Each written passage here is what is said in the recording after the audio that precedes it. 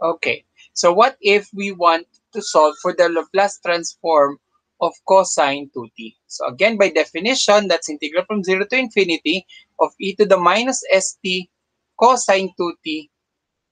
So again, gagamit tayo ng integration by parts for which u is equal to e to the minus st. Say u is e to the minus st, where du is e to the minus st times negative s dt, and dv is cosine 2t dt. So pag in-integrate both, so that's 1 half sine 2t, since I need to provide 2 here and then compensate 1 half here since to satisfy my du. So this is equal to u times v, so that's 1 half e to the minus st sine 2t, so that's from 0 to infinity, minus uh, v times du. So this is negative, positive is negative, preceded by a negative becomes positive. So sige, ilabas muna natin yung ano. So negative s over 2, see negative s times positive 1 half is negative s over 2, integral from 0 to infinity of e to the minus st sine 2t dt. So, but then again, i-integrate ulit natin ito gamit ang integration by parts. So, gamit again ang integration by parts, let u be equal to the same as that of nung nasa taas. Same lang nito. dv this time is sine 2t dt. So, integrating both. So, again, to satisfy my du, I need to provide 2 and then compensate 1 half.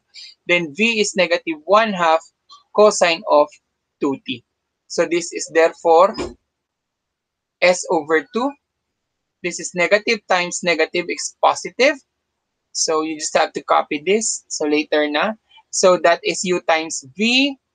Your u is e to the minus st times this is negative 1 half e to the minus st cosine 2t minus integral of v times your du. Your b is negative, your du is negative, so that is positive. So magkakaroon ako dyan ng s over 2 uli, because this constant s and 1 half must be put outside, so negative s over 2 e to the minus st cosine of 2t dt from 0 to infinity. So again, this is from 0 to infinity. So distributing, you have negative s over 4 e to the minus st cosine 2t from 0 to infinity. And then this positive s over 2, distribute natin doon, magiging negative s squared over 4 integral from 0 to infinity of e to the minus st cosine 2t dt. So, but then again, this is actually my given here. So this is my 1, and then transposing that negative s squared over 4 to the left side of the equation becomes 1 over s squared over 4, integral from 0 to infinity of e to the minus st cosine 2t dt equals 1 half e to the minus st sine 2t from 0 to infinite minus s over 4 e to the minus st cosine 2t from 0 to infinity. So, distributing this or adding that gamit si LCD, you have 4 plus s squared.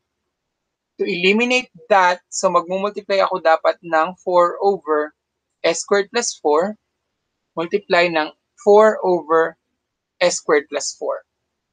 So, therefore, integral from 0 to infinity of e to the minus st cosine 2t dt is equal now to 4 and 2 there. That cancels out. So may matitirang 2 over s squared plus 4 e to the minus st sine 2t from 0 to infinite minus this 4 cancels out with 4. Magkakaroon tayo ng s over s squared plus 4 e to the minus st cosine 2t from 0 to infinity. So substituting your upper and lower limit sa ating dalawa, makukuha natin ang Laplace transform ng cosine 2t, which is equal to 2 over s squared plus 4 quantity. Upper limit, e to the minus st sine infinity t minus your lower limit, e to the minus s times 0 sine of 0. 0 times 2 is 0. Minus s over s squared plus 4. Upper limit, e to the minus s times infinity is negative infinity. Cosine twice of infinity is infinity. Minus lower limit, e to the 0, cosine of 0. So this t pala here is infinity. So lalagay ko dito infinity. And negative s times infinity is negative infinity. This becomes 0 times sine of infinity is 0. Sine 0 is 0, so this is 0. So 0 minus 0 times that is 0. So 0 na tong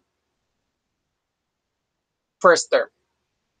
And then e to the minus infinity is 0 times cosine of that is still 0. So e to the 0 is 1, cosine 0 is 1. So magkakaroon tayo ng negative s over s squared plus 4 times negative 1.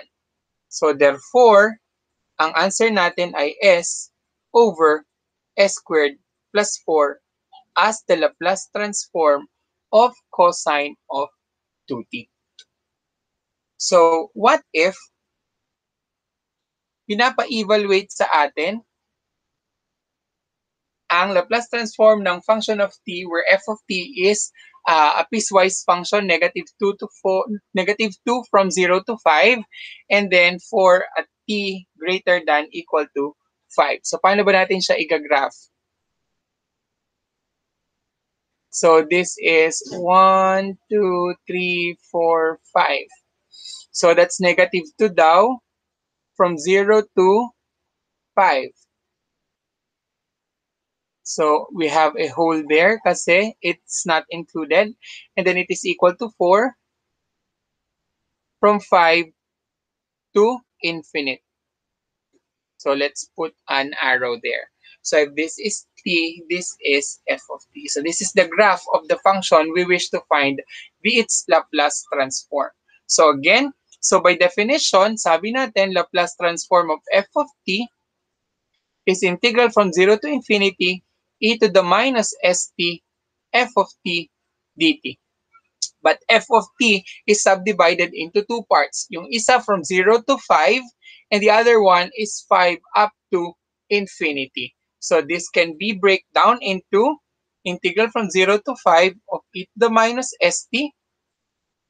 Yung function from that 0 to 5 is negative 2 dt plus integral from 5 to infinity. That is yung 5 to infinity, yung nasa taas, which is 4 e to the minus st times that 4 dt. Then we can integrate separately. That's negative 2 integral from 0 to 5 e to the minus st dt plus 4 integral from 5 to infinity of e to the minus st dt. So integral of e to the minus st dt is negative 2 times negative 1 over s e to the minus st from 0 to 5 plus 4 negative 1 over s e to the minus st from 5 to infinity. So this is 2 over s. Negative negative is positive. Upper limit is negative s times 5. Upper limit s times 5 minus e to the negative s times lower limit 0 plus 4 times negative 1 over s. Upper limit is infinity. Lower limit is negative s times 5. Simplifying, that's 2 over s e to the negative 5s minus 1, because e to the 0 is 1, minus 4 over s e to the minus infinity minus e to the minus 5s. But this is 0. Simplifying, you have 2 over s e to the negative 5s minus 2 over s minus 4 over s times negative is positive 4 over s e to the minus 5s. Combining like terms, that's 6 over s e to the negative 5s minus 2 over s. So that is the Laplace transform of this piecewise function. Or pwede nating i-factor out ang 2 over s, then Laplace transform of f of t here is equal to 2 over s, that's 3, e to the negative 5 over s minus 1. So that will be our final answer.